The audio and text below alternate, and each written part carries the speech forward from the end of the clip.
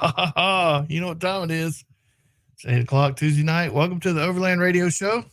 My name's Lee, and thanks for joining us. I'm having one little quick issue.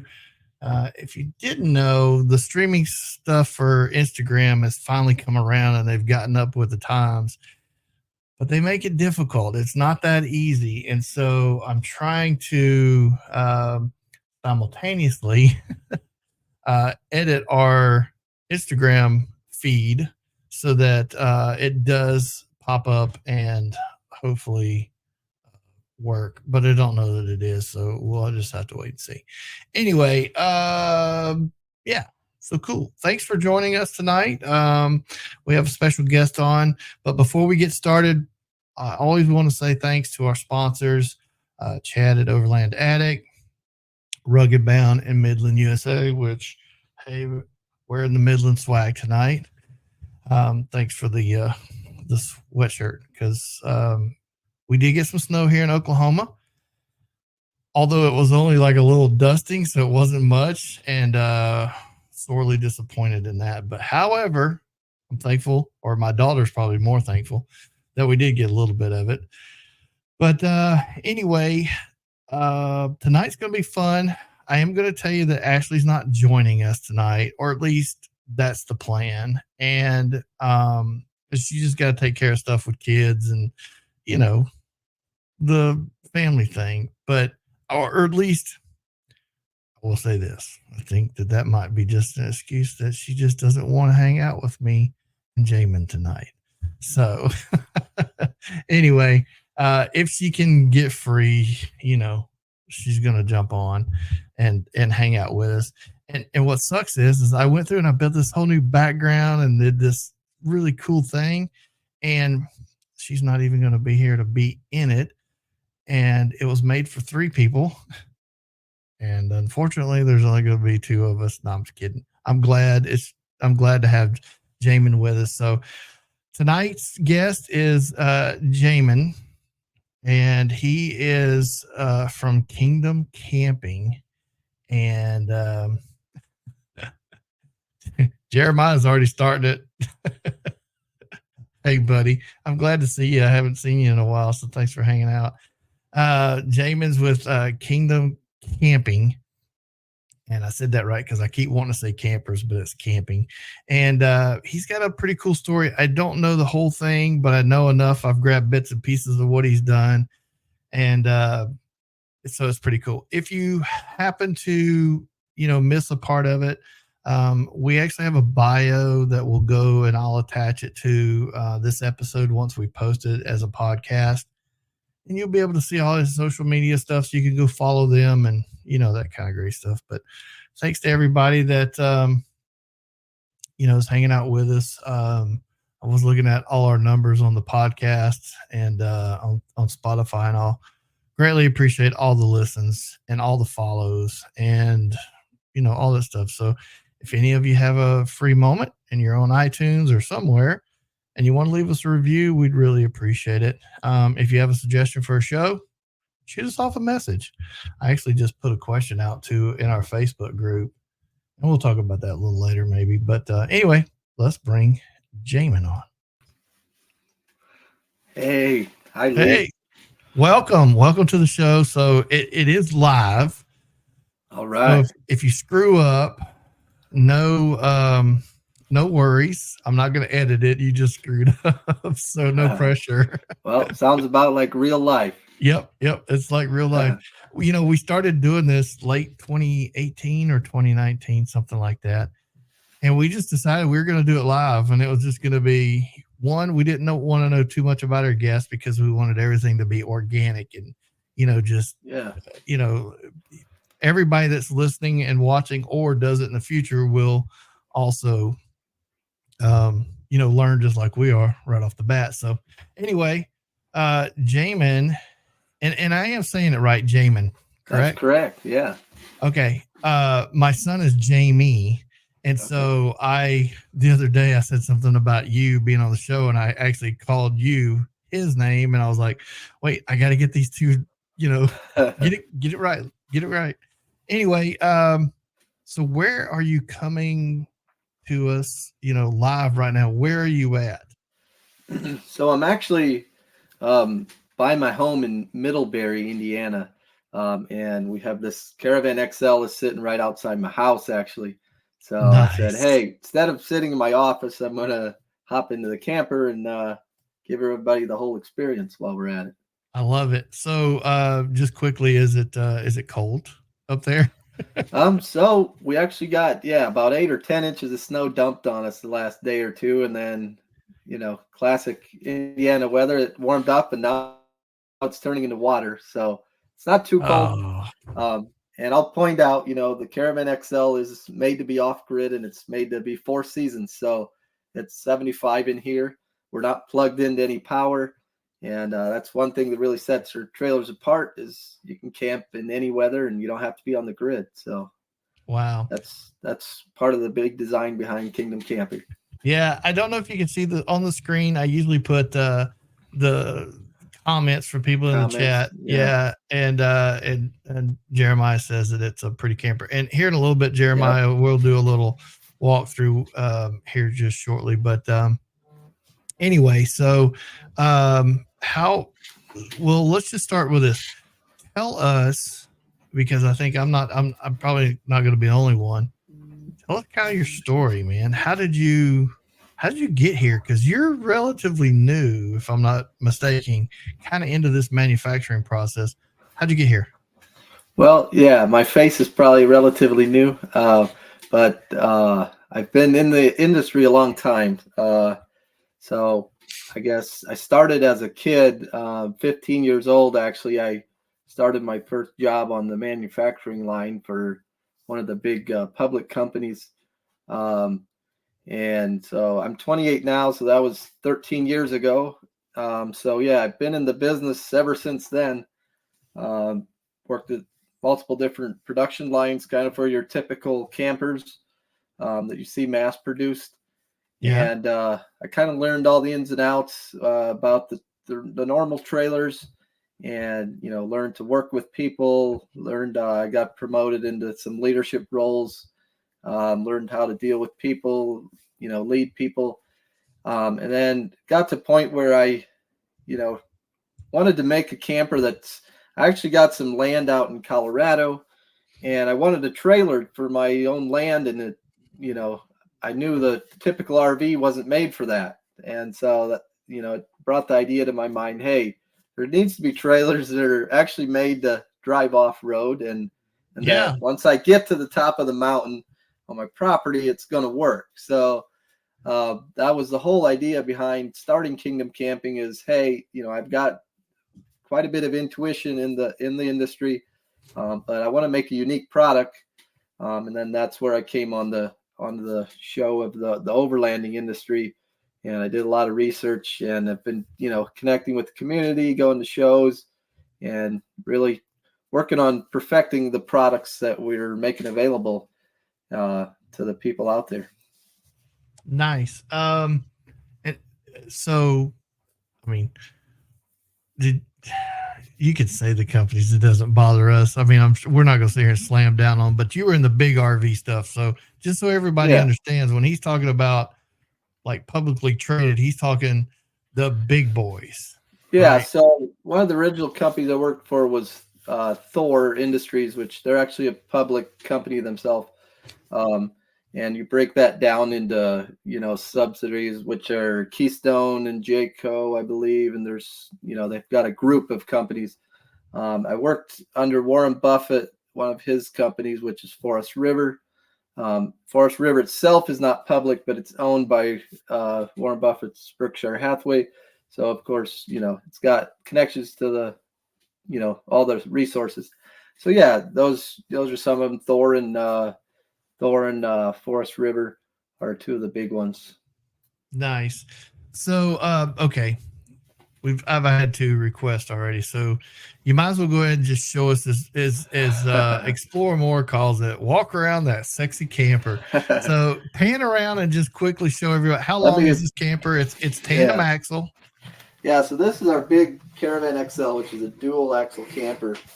And I'm standing kind of in the center right now. There's a dinette here, convertible dinette, and then you have a big queen bed here in the front. And off to this side, there's a large kitchen area. There's a TV, stainless steel sink, cooktop, and then a giant refrigerator here, refrigerator freezer. And then all the way in the back, I'm just going to hop out for a second. There's a large shower and vanity in the back there. So overall, this camper is about 27 feet, and the box itself is about 22 feet. And yeah, it's a tandem axle. It's got the Cruise Master air suspension on it. So it's adjustable ride height. And as I mentioned earlier, it's made for 4 seasons. So it's got skid plates. The tanks are all insulated and heated. And up top, it's got the Dometic 12-volt air conditioner. So okay. It's got a large lithium battery bank under the bed, and there's 2,000 watts of solar on the roof. Oh, wow. On the roof rack. So yeah, the refrigerator, the AC are all low voltage, and it's got LED lights. So it has a low draw, and it's got a large lithium battery bank and lots of solar. So yeah, virtually you can sustain your energy off the grid. Yeah, which is cool. What heater does it have? A Truma heater, or what kind of heater? Yeah, so this has the Truma Comfort Combi? Plus. Yeah, the Combi Comfort Plus. Yeah. So it does the hot water and the heat, and it runs off propane normally. It does have the option to run off electric. But if you do run off electric, that is your largest draw. Obviously, to create heat off electric is a large draw off your battery bank. So you can do it for a short period of time if necessary. But normally it's on propane. Yeah. All right. So let's back up. All right. So you worked for the big. We had to get that out of the way because everybody was like, wanting to see it. But so you worked in the big RV industry. Wait, is that a Stanley Cup? This is not a Stanley, but okay, good. Have you seen all the ruckus about the Stanley Cup? I've seen it, but I haven't really paid attention to it. Okay, I scrolled by it. Yeah, I flipped through, and these women were all fighting over some red ones in Target, and I'm like, you got to be kidding me. And then some guy, I love this post the other day. This guy goes, he's got a pair of the Stanley mugs, and he says, we'll trade for 4-bedroom house. I know what I got. No low ballers. Sounds like the used truck market. Yeah. All right. So, back us up. You worked for the big RV guys. Did you have a dream in the middle of the night where you ride down the road? I mean, what happened? Did the light go off and you just go, wait a minute, I could do this better, I think? Or tell us how that went. Yeah, I mean, I guess it was kind of gradual. It wasn't like this, light switch and then, from one day to the next that it changed. Right. But yeah, I remember me and my wife had a trip. We did a cross-country trip out to Los Angeles to visit some family. And it kind of a break, my mind was at ease. And like I had mentioned, we had bought some land in Colorado, just bare land that I wanted to do some recreation on. And I wanted to make my own trailer that actually did what I needed it to do. And while driving on a road trip, I saw a lot of, the overland rigs. And I thought, that's what my camper is going to be like. I'm going to make it to hooks up to these overland rigs and go on the trails. And so, it was kind of gradual, but I knew, deep down, I knew there had to be a better way to make these, the stuff they were giving me to make it with just wasn't, something I wanted to buy. So that's where the whole idea came from. I'm building one for myself. I'm not going to buy what I know I'm making for the big company. And so it was gradual. I built myself one, and that's where I learned a lot more things about it. The first one definitely wasn't all that great, but that's where the learning, started in a whole new aspect of the trailers. And from there, I just slowly started building them for other folks as well.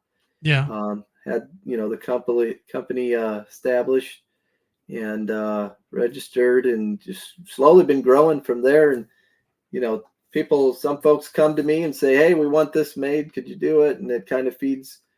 I have a lot of intuition, but I have a lot of feedback from the overlanding community, and they help build the company in a lot of different ways.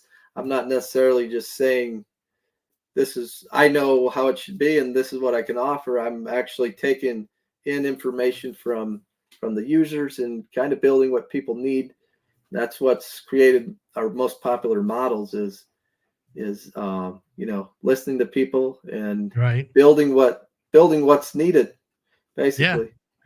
Yeah. Speaking of the most popular model, let me pull the website back up, but tell me again which one it is. I was looking at him like, I bet this is the one he's got. Well, our Adventure Pro Mini is our kind of our smallest, not our smallest one. We have a smaller one. It's called the Base X, which is like a gear trailer. Yep. But the Adventure Pro Mini kind of hits the sweet spot for a lot of folks. And it's small enough to take on the trails. It's small enough to tow with like a Tacoma, a Jeep Gladiator, smaller size trucks. But it still has that. Something. Let me try something real quick. Okay. I'm going to see if I can't get this onto see if this works. We'll add that, and then we'll that didn't work, did it? Wait, where'd it go? It's in the background. There we go. Well, no, that's still not how I wanted it. There it is. Okay, so yeah, there it is. And look, you're even there on the screen too. Oh no. So yeah, hard enough to deal with one of me, now there's two. Yeah. So the specs on this thing is pretty impressive. So yeah, so that's a highlight. Like I mentioned, it's a small trailer. It can go on the trails, be towed by a small vehicle, but it's loaded. It comes fully loaded, with solar, with your AC, your heat, lithium batteries. Got the Cruisemaster suspension, and it comes in at a great price compared to some of the other ones out there. And it comes fully loaded. A lot of them start off, at a base, and you add on all this stuff. It gets a crazy amount of money. So it's becoming a very popular trailer because of all the specs and the size and what it can do. Well, I will say this, kudos to you for, I noticed some of the options or the way you equip it. And I will say this, that having things like Cruisemaster, which, the DO35s and the CR suspension, those things are just insane. Red Arc. Red Arc. As a matter of fact, the Red Arc, I call him the Red Arc guru god. He's a friend of mine or of ours, Mark Bruce. He's from Red Arc and he's down in Australia. He's actually going to be on, I think, next week with us. And they're going to talk a little bit. He's going to talk to us about the new Red Arc. I forget what they call that thing now. It's the smaller one, not the big Red Vision, but it's the Rogue. That's it. Okay, yeah. Allows you to do a couple more things like dim your lights and have remote switches, I think. Different, yeah. Yeah, a little bit more intricate. We've had him on the show a few times, and he's a great guy, and he's going to join us next week. And so you're using, high quality, it looks like, accessories. And I mean, things like, does this have the Truma on it as well? This does not have the Truma. It is a 2-in-1 combi, and it's similar to the Truma. It works in the same way. It's not the Truma brand, but it works the same way. It's a phenomenal heater. The Truma we do use in our bigger trailers, but on this one we don't. So for those of you who might just have jumped in or at some point, whatever, I'm just going to tell you, we're talking about the Kingdom Camping Adventure Pro Mini 2.0. Did I get that right? That's right. Okay, good. All right. So yeah, that's a pretty impressive one. I will say that the Base X is a pretty neat one too. The gear hauler. I see that trailer, personally speaking, I see the Base X as a trailer that van lifers would pull behind their vans to carry extra ski equipment. I think that's a market, that's probably, to an extent untapped. I see all these vans with all this stuff all over them, and they have these, they have the huge boxes on the back and one thing or another. And for me, I think that if you could transfer that weight into a trailer and you're just pulling that, there's going to be, obviously your fuel mileage is going to suffer a little bit pulling a trailer, but you got a low profile trailer, so you're lower than the roof of the van, so the van's going to knock the wind. But instead of having stuff stored on top, yeah, and so I see a trailer like this. I really think this is something that the van crowd could get behind, because snowboards, kayaks, skis, all the gear and extra stuff, chainsaws, firewood, blah, blah, blah. You can take this and go set it up as a base camp, hence the name. And, it's got a big enough roof rack to have a large roof tent on it. Yeah. We start this one out as a base trailer. That way people can use it strictly for gear or outfit it how they want it to be, over time. But we also offer the packages to upgrade it, like the kitchen slide and the awning, and we can do the roof tent and the electric and all that. So it can be fully, outfitted as a camper, but we leave it as a base so it has a lot of options. Another industry is like the hunting industry. If you're a duck hunter and you put your duck decoys in the back and, mount your guns on the side, and the nice thing is all the handles lock, and so every compartment can be locked and they're sealed, and so they're really versatile. You can do a lot of things with them. Depends on what you're into. Yeah, when you look at the pictures, so for those of you listening, hit the web and go look at the pictures of it. It's really neat. It's got a really neat low profile to it. You could honestly just tow this. I like the option for the adventure bike. Oh, where it's cut out. You can put the bike in the middle, or So we have the option to eliminate that center box, so you got a little bit of a flatbed there. So you put your dirt bike or electric bikes, or if there's something you want to store on more of a flatbed type of situation, that rear box can be removed. Let's see if we can do this here where we get it. Oops. I'm going to try to get it back on the screen. Sorry. No problem. I can't. That's all right. Anyway, that's a really cool. Actually, that's really cool. There's a lot of guys that do like the TAT, the Trans-American Trail, or they do the BDRs, and want to have some type of base trailer, a base camp, somebody in a truck with a trailer pulling along. They got extra parts and tires and tubes, because that stuff goes out. And if one does ultimately break down, well, you got room to, haul it out of there. So that's pretty darn cool. And then you have the ATS, which that's kind of the mid. So that's between the Adventure Pro and the XL, which you're in the XL right now. Yep. Yeah. So this is the XL. The ATS original one was like a V-nose design, and if you check on the website, it actually says we discontinued that original model. But we are in the middle of a redesign of that ATS to where it's a single axle version of the Caravan XL, basically. So what we're doing is we're taking this, the Caravan XL is a very popular style. People seem to gravitate more towards this profile on the front than the V-nose. And we're getting a lot of requests to have the Caravan XL shortened into a single axle. It still have the same look and feel and layout, but be a lot shorter in a single axle, a lot lighter. So that's the redesign of our ATS, and we're excited to be revealing that this year. It's a midsize. It's got your indoor bathroom, where the Adventure Pro Mini just has an outdoor galley kitchen and shower, where the ATS is a little bit bigger, has your indoor bathroom, but it's not huge like the XL. So back to the story. You talked to your wife, you went out west, you started thinking in your head, this is what I want. How hard was it to start sourcing all this stuff, and how hard was it to find people, and how hard was it just to open the doors and start building?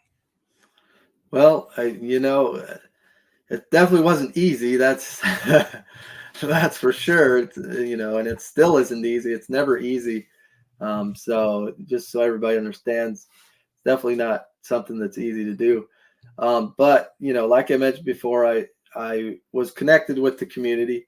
So I have a lot of contacts with the labor force. I have a lot of connections with people. So the labor side of it really isn't too complicated for me.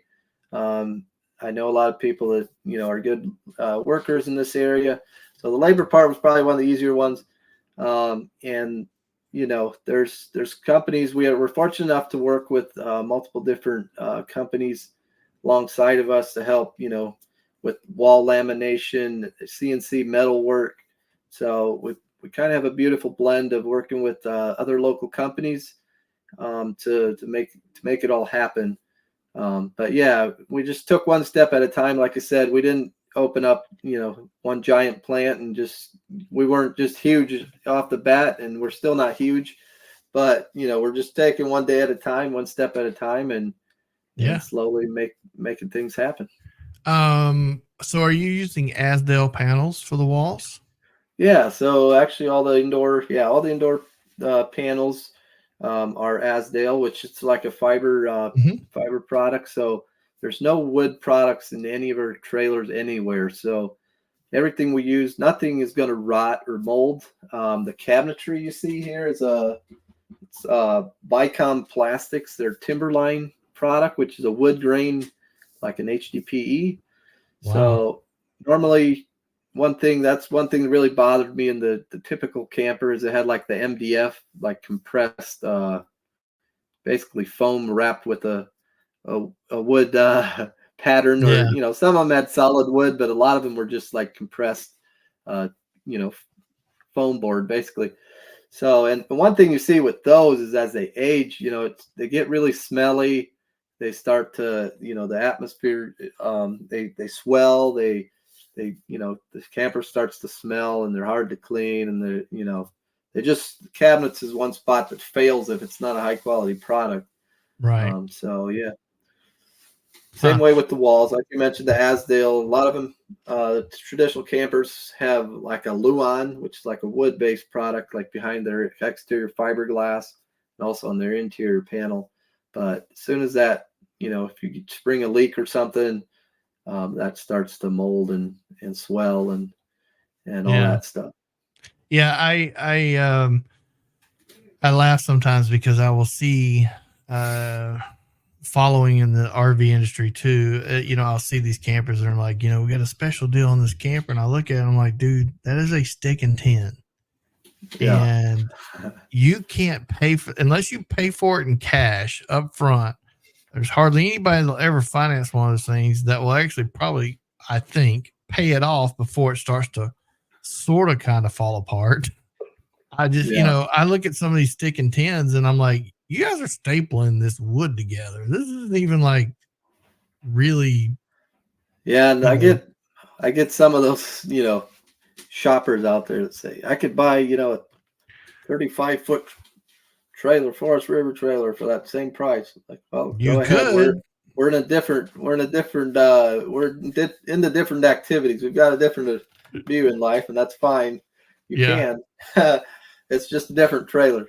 Yeah, it's a whole different beast. It's not. I mean, if you're going to go from paved campground to paved campground, a couple times a year, you'd probably be okay. That's probably the one for you then. Yeah. Yeah.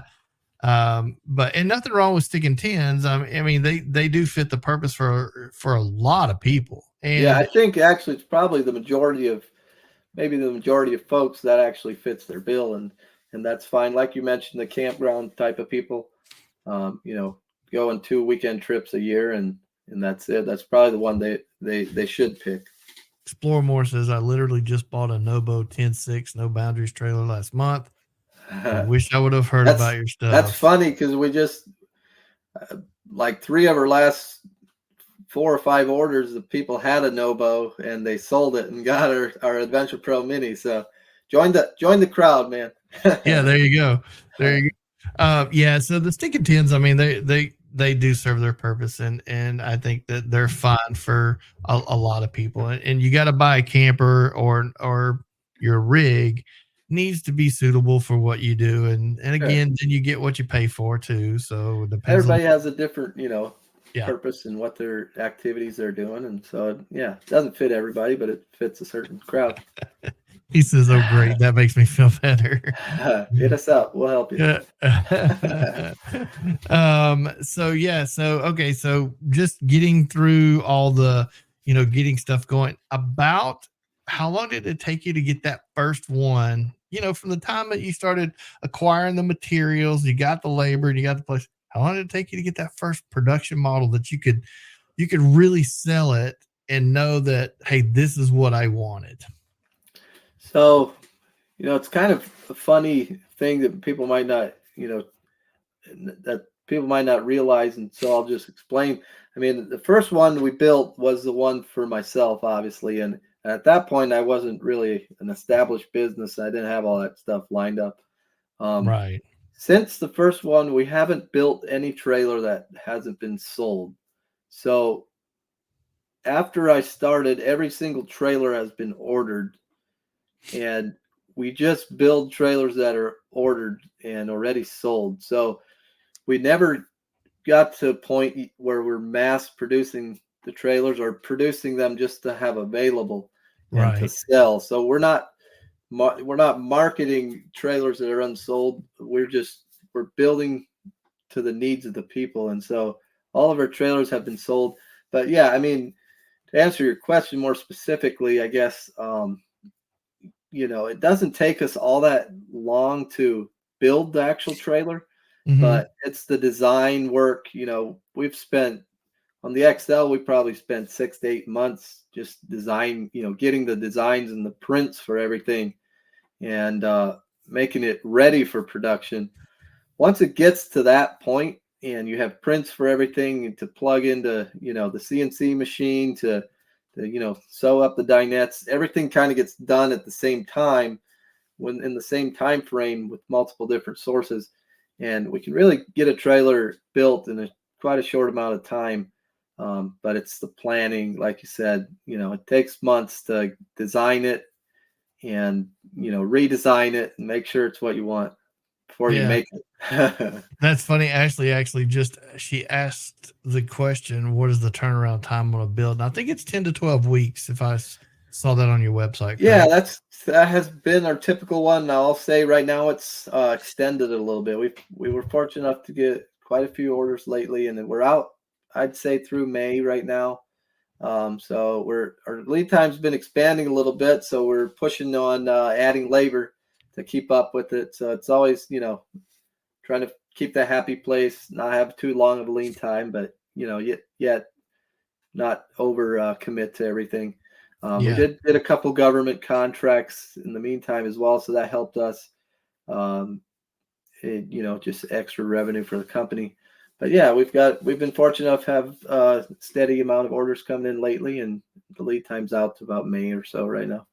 Yeah, I'm really fascinated that you came from, what I would call your the normal RV industry, and you've just completely, changed it around. So at the expos, one of my favorite things to do, and one of the things I've done for, is, I go around and I'll do some interviews for the radio, but I like to go see new products. And 2 years ago, I was at Expo West, and obviously I know you really can't speak on this because I know how it is, but I get the opportunity to tell you, I went and saw the Ember RVs, and they were supposed to be this mass production overland style RV, even to the point where they called it an overland camper.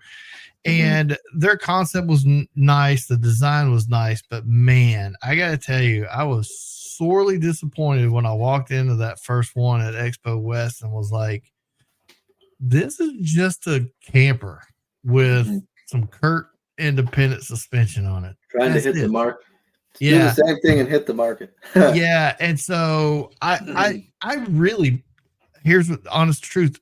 Prior to getting there, I was in my mind that I might actually buy one of these because I'd kind of like to.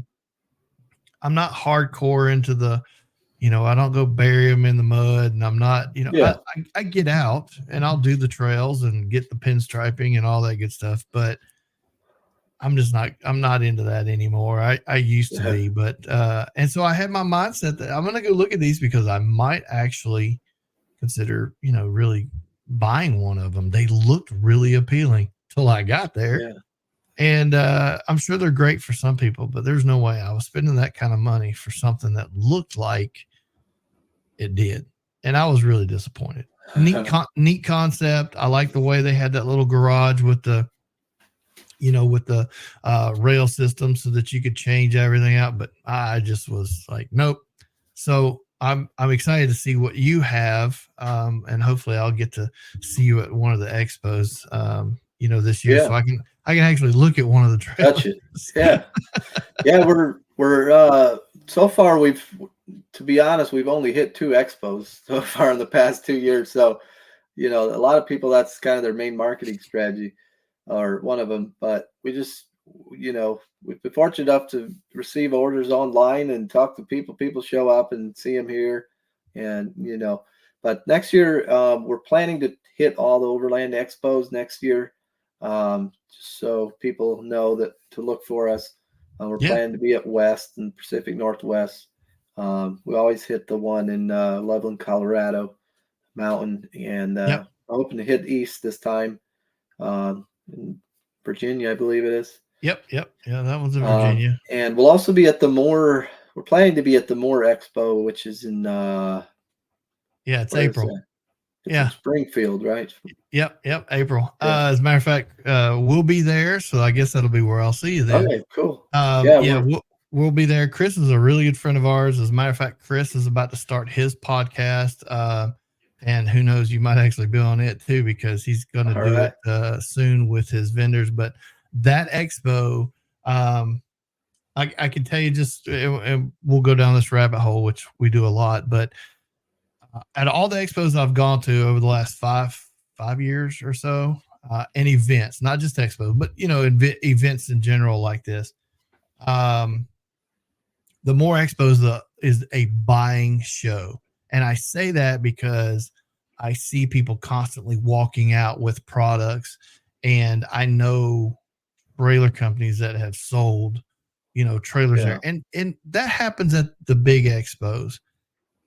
But what I think about the More Expo is, and yes, I'm partial to it for anybody that wants to know, is it's here in the center part of the country, man. It's in the middle of the country. So it doesn't alienate everybody on the East Coast or the Northeast. They can still get here. It's not, out of that far out, where everything else seems to always migrate further west. And granted, this ain't, Arches National Park and Yellowstone and that kind of stuff, but it's still beautiful. Yep, the Ozarks. Yeah, it's exactly what I was about to say. The Ozarks. If you haven't been to the Ozarks and you haven't wheeled in the Ozarks or camped, you're missing out, because especially those of you that are on the East Coast, I promise you, when you get to the Ozarks, you're going to feel like you're on the East Coast. It's rocky, it's wet, it's slippery if it's raining. The forest is dense and the water's beautiful. So, and you guys in Indiana, what do you got? The Hoosier National Forest, and that's about it, right? Well, one of the nicer places probably is like going up to you got the sand dunes. And then if you go up into Michigan, you can, Michigan's about as scenic as anything around here. Yeah. In Indiana, you got mostly cornfields. Yeah. There you go. So the More Expo is going to be, I think, will be a good show for you. It's always cool to see some new products. We'll be there. We're going to have the radio set up, and doing live shows. Awesome. So we'll have to have you there too, because we'll have. Sweet. Yeah, I'll jump on. Nice to see you again. Yeah, we'll have all that kind of stuff. So that's we're planning to have we're actually about to build the trailer here shortly, and it's going to have a nice topo graphics on the sides. We're going to plan to have an Adventure Pro Mini there, but it's going to be have some nice cool graphics and nice rims, and some unique cabinetry and a couple unique features that haven't been seen yet on the other ones. So yeah, it'll be a nice show for people to show up and touch it and feel it and talk to us and just see what we're all about. Well, while you're at it, go ahead and put the Overland Radio logo on the side of it. Just leave it with me. I'll send you a check. I'll send you a check. Well, yeah, that trailer's actually claimed. Like I said, everything's built to order. That one's claimed too, but most of her, another thing we're finding out is a lot of the folks are, they order their trailer and they're like, "Hey, can we bring this to the expo?" And I'm like, "Yeah, it's fine, bring it. Yeah. You bring your trailer and I'll fly out there." Yeah. So that's what the people. It's a community. They love what they've got and they want to show it off. So isn't that fun how it starts to develop? I mean, cultivating relationships, especially in this lifestyle or this, industry, I think is so key and it's important. And I can't say enough about doing those kind of things. And I have other people that, in the industry that I have relationships with, and they'll do that. They'll have a dealer that may sell their product. Yeah. And instead of going to the expo with a booth, they'll just fly in and meet the dealer there and work the dealer's booth and help them. And I think that's pretty cool. I think that's really cool. Makes especially, for me, I'm almost always crunched on time. So not having to, drive all the way to the West Coast and, haul a trailer with, it's just it's a complicated process. And if somebody's willing to jump in there alongside, it makes it so much easier and saves a lot of time. Yeah. All right. So now to get a little on we'll get a little on the personal side. You have a wife. Do you guys have kids? Do they like to camp? Does your wife like to camp? Yeah. So we've got, I got 3 boys. And wow. So my youngest is only 1 and I have a 3-year-old. So yeah, it's a lot of time with the kids. They're obviously pretty young to be like, all up in the camping. But my wife is actually from Mexico, from Oaxaca, which is a southern state in Mexico. Yeah. And the funny story is, when we came over here first, we lived in a camper. That first camper I built, we actually lived in it for quite a while. Nice. Over the whole summer. And we built a new house. And so we actually lived in our camper for quite a while. Nice. And so, yeah, we've done quite a bit of camping. But yeah, at the same time, our kids, we've got some young boys, and it's not always the easiest. Sure. With super young kids, but yeah, they love my 3-year-old. Every time he sees the mountains, he says, "Let's go to the mountains." Yeah. Well, I mean, he's got the same spirit. The one you're sitting in is ideal for that situation, for having the younger kids in the family. So it's, it's perfect. Did I hear you say in one of your videos, I think I was trying to watch some of your stuff just to kind of, learn a little bit about what you were doing. Did I hear in one of your videos that you have family in Georgia? No, I don't think so. Somewhere, I don't know where. Well, it was in the background playing, and I was like, I think I just heard him say he had family in Georgia, but maybe I was just hearing things. But I thought I'd heard, that I was going to say, man, I'm from Georgia. Whereabouts in Georgia were you guys? But what's next? Tell us what's next. Now, I know because I've seen something on some of your posts, but tell us what's coming next for Kingdom Camping. So obviously, I already mentioned the midsize redesign of the Caravan ATS. Yeah. So that's one of the new things that we're coming out. We have a lot of interest in a midsize Caravan. So that's one of the exciting things. And then the other exciting thing is we're jumping into the expedition truck field. And so what we're wanting to do is we're working on the design now to get it all hashed out. Is take a big international truck and basically have a big box on there. And, people that like to do the Pan American Trail, right. Take the same concept of being completely off grid with the solar. Obviously now you have your truck with your engine and diesel engine. Where the nice thing about this is you can tie in, your diesel heater for your cab. Your sleeping area can be on diesel, all on one fuel. And at the same time, you can DC to DC charge from and have your battery bank always charged up. That means you can use, induction cooktop to stay with Mm-hmm. that one single gas fuel.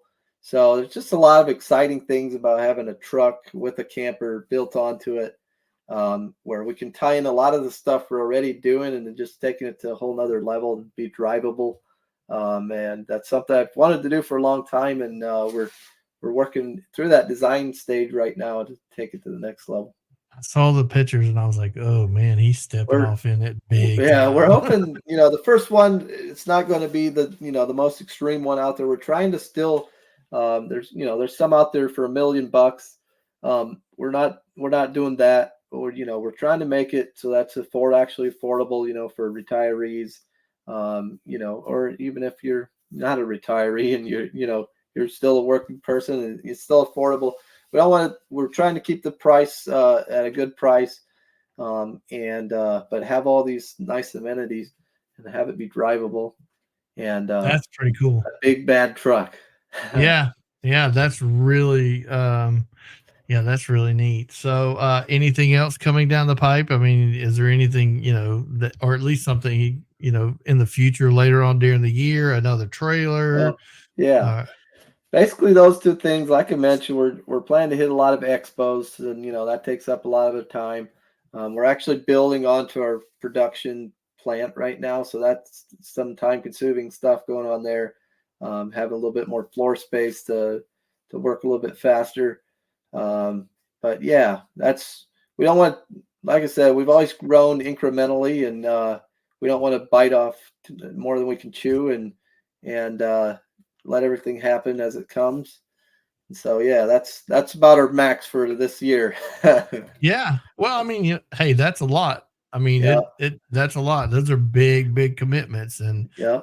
I'm sure that that those don't come cheap either when you start going It's a down that path. big investment. So yeah, the design, like I mentioned, the design phase is the most important one. Try to get it right the first time around, and obviously that's almost never true, because you notice things after you've built one. You say, hey, this is great, but it'd be even better if it had this, or if this was 2 inches shorter, or if this did this. So it's always a process, but we're still happy with our product, and people always give us feedback, so we're always trying to improve, trying to if something's not working properly or it could be better, we're always looking for ways to improve. We're definitely don't have it figured out. We're always in the process of trying to get better.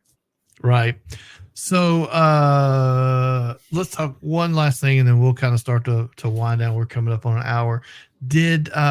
Let's say somebody comes to you and says, hey, I want a trailer. I want to buy one. Is there room for them to maybe have you do some custom stuff? In other words, maybe they want a little extra here, or with, outlets, or they have something in their mind that they're thinking of. And since you're building the trailer, can that be incorporated? Yeah, so that's a great question, and that's something that comes up a lot, actually. And we have people come to us and say, we really liked so-and-so's trailer, but we wanted this in it, and they refused to do it, and therefore we didn't get it. So Right. yeah, we're open-minded. There's obviously limitations to everything, Sure. and some things that people don't think about that might hinder their ideas. But yeah, we're always open-minded to custom fitting things, and like you said, adding stuff here and there. Everybody, that's one thing about the adventure community, is everybody has a different story, everybody has a different plan, everybody has a different need. So to think that you could build one model that fits everybody's bill is just a silly idea. Yeah. So yeah, we're definitely open to adding and taking away things, to making it exactly what people need, and that's what really excites people and makes it so much more special, is they get to place their order on their trailer that's made the way they want it, and that's really what gets a lot of people going. That's pretty awesome. So let's go through and talk about your social medias. So you're on all the major platforms, right? How does everybody find you? Well, I don't think we're on all of them, but Instagram is a big one for us. We do post pretty regularly on Instagram. We've a lot of started to build up a follower base on there. We're starting to do YouTube videos. It's something I didn't do right off the bat, but I'm starting to do that more regularly. So try to, especially if we do something unique or something new or different, I'm going to try to be making a video of that to show it off. So yeah, YouTube, Instagram, Facebook, of course, are the main ones that we're on. Nice. And, okay. yeah, probably And all. it's all Kingdom Camping, right? Yep, Kingdom Camping. Yeah, that's right. Okay. Okay. So hey, let's go out there and give him a follow. He does post pretty cool stuff on his Instagram, and I did notice the videos. You are starting to put out a few more videos. Seems like the last ones though, it's always snowy and cold. Yeah, I think that gets people in the mood to winter camp. Yeah. Oh man, we're gonna do a camp. We have a thing. Actually, it's kind of associated, kind of associated, I guess, with the More Expo. We're gonna do a polar bear camp deal. Starts this month. We camp in 4 different states, 1 weekend a month. Each month or each camp out, you get a patch. And then if you do all of them, then you camp at more together at the expo. There's a special deal there. And then you get this one big, basically like a patch holder. And I think it looks like a polar bear, but it's got the cutouts for the patches for each state, and they're inserted in there. So yeah, for us here, especially in Oklahoma, winter camping is a good thing because it's cool. Yeah.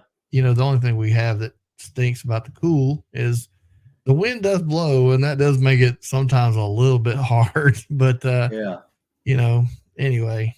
Yeah, there's something about, sleeping in a nice warm camper and open the window and there's snow flying, and it's something something amazing about it. Absolutely. Well, before we wrap it up, is there anything else you'd like to share with everybody before we go? I just thank you to all your listeners, and like you said, make sure to follow Overland Radio too. And thanks for having us on. Thank you guys for following, our story and our campers. If you got any feedback for us, feel free to reach out, give us your input. We're always looking to connect to more people, and thank you, for supporting our company, and we appreciate you guys, and we do it for you guys. Well, it sounds like Explore More is going to have to get rid of the Nobo and get one now. And, Ashley may be in the market for one now. And it may just be her own because they have another trailer just tore apart, and she's ready to kill him because he's partially gutted it to do some work on it. So there's a possibility that Ashley may just say, I want my own trailer. So there you go. You never know, but let's do it. Anyway, Jamin, I appreciate you joining us. Thanks for hanging out. Thanks for sharing your story. It's been interesting to learn about how you started out, where you are now. We look forward to following you as you guys grow and get bigger. Look forward to seeing you at the More Expo, which is mere months away, but look forward to seeing you there. And for everybody listening, watching on all the different ones, because I think we're connected to like 6 or 7 different social media deals. Thank you for listening. Thank you for watching. For those of you who catch us later on the podcast that we produce, thank you as well. Please go give us a like, subscribe, and leave us a good review on iTunes or whatever. We'd love to hear from you. Send us a message. Hang out for a minute. We'll be I'm gonna shut her all down, and then we'll be right back.